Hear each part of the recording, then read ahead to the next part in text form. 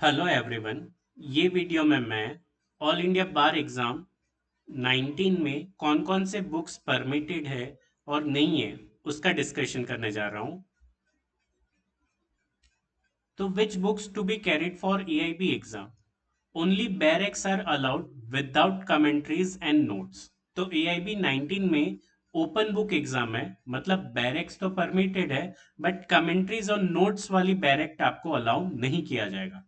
अब ये कैसे पता चलेगा कि वो बैरेक कमेंट्रीज है या विदाउट कमेंट्रीज? तो कोई भी बैरेक का आप कवर पेज देखेंगे, वहां पे बैरेक विदाउट नोट्स अगर लिखा हुआ है तो वो परमिट किया जाएगा, और बैरेक विद कमेंट्रीज है तो वो अलाउ नहीं किया जाएगा। वही bare acts are allowed without commentaries and notes, जिसके बारे में मैंने अभी आपको बताया। उसके अलावा बैरेक जो है वो लेटेस्ट होना चाहिए, जिसमें अगर कोई पुराने एक्ट में अमेंडमेंट या ओमिशन या पनिशमेंट में कोई चेंजेस है, या कोई नया एक्ट अप्लाई हुआ है, या फिर सेक्शन को ब्रॉड या शॉर्टन किया गया है, तो वो नए बैरेक में आपको मिल जाएगा। अगर कुछ अमेंडमेंट हुए हैं या ओमिशन है और आपके पास पुरानी बैरेक्ट है, for example Indian contract act का आपके पास 2011-12 का बैरेक्ट है, बट उसके बाद अगर उसमें कोई अमेंडमेंट आया हुआ है, कोई चेंजेस आया हुआ है, तो फिर अगर उससे रिलेटेड क्वेश्चन पूछे जाएंगे तो आपको नहीं पता चलेगा। तो हो सके तो बैरेक लेटेस्ट खरीदिएगा, या फिर अपने कलीग से या दोस्तों से लेटेस्ट बैरेक बोरो कर लीजिएगा। उसके अलावा जो तीन नए लॉज इस बार एग्जाम में हैं, BNS act, BNSS act and BSA act, उसकी भी बैरेक अपने साथ रखिएगा। बैरेक में शेड्यूल होना चाहिए।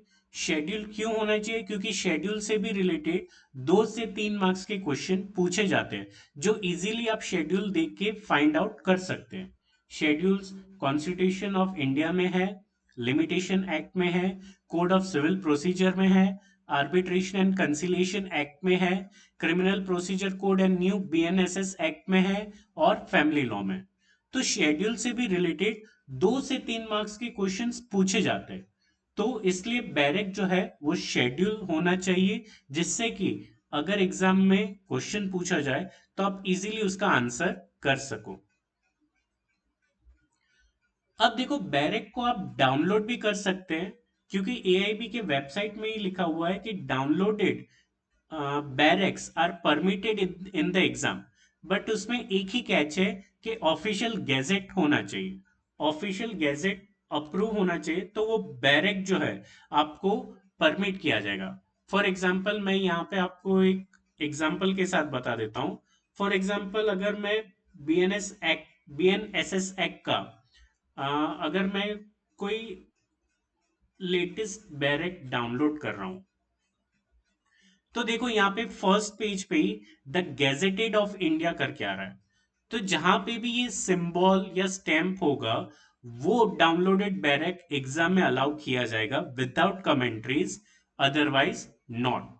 तो जहां पे भी गैजेटेड ऑफ इंडिया का स्टैंप या फिर सिग्नेचर होगा, वो डाउनलोडेड बैरक को आप एग्जाम में ले जा सकते हैं। कौन कौन से बुक्स परमिटेड नहीं है?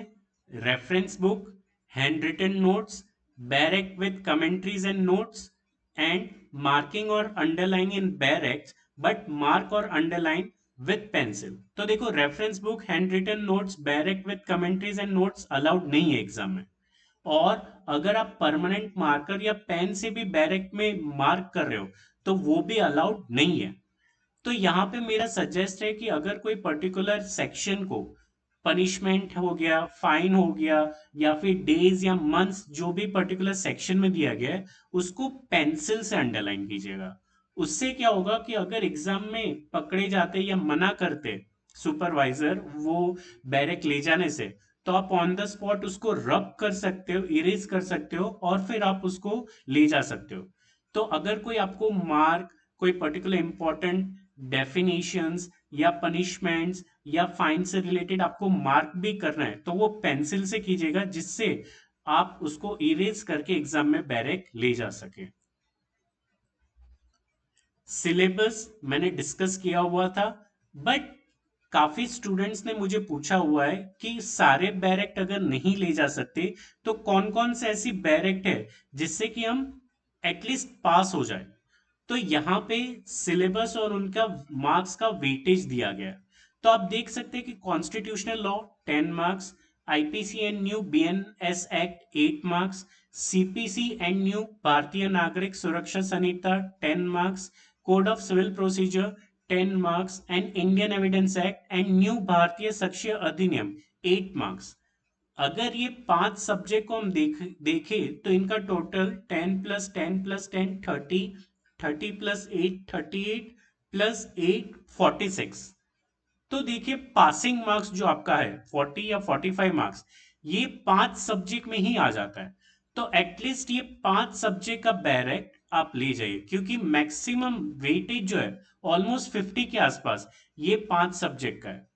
उसके अलावा उसके बाद आप लॉ ऑफ कॉन्ट्रैक्ट ले जाइएगा, नेगोशिएबल इंस्ट्रूमेंट एक्ट ले जाइएगा और लॉ ऑफ टॉर्ट ले जाइएगा। अगर आप सारे बैरक खरीद सकते हैं और ले जा सकते एग्जाम में तो बढ़िया है, अच्छी बात है। बट अगर आप सारे बैरक नहीं खरीद पा रहे हो तो मेरा सजेशन होगा कि एटलीस्ट पहले 5 सब्जेक्ट जो है जिसका वेटेज ऑलमोस्ट 46 मार्क्स है, एटलीस्ट वो बैरक आप ले जाइए। उसके अलावा law of contract, negotiable instrument act and law of tort, ताकि इजीली 50 या 50% से ज्यादा आप वो बैरक में से मार्क कर सकेंगे। उसके अलावा मैंने ये बुक भी लास्ट ईयर पब्लिश किया हुआ था टेक्समैन पब्लिकेशन के under, that how to crack all India bar examination. इसमें प्रीवियस 5 इयर्स के क्वेश्चन पेपर्स और ट्रिक्स जिससे कि आप एआईबी एग्जाम को इजीली क्लियर कर सके, वो ये बुक में अवेलेबल है। आप इसको ऑर्डर भी कर सकते हैं ऑनलाइन।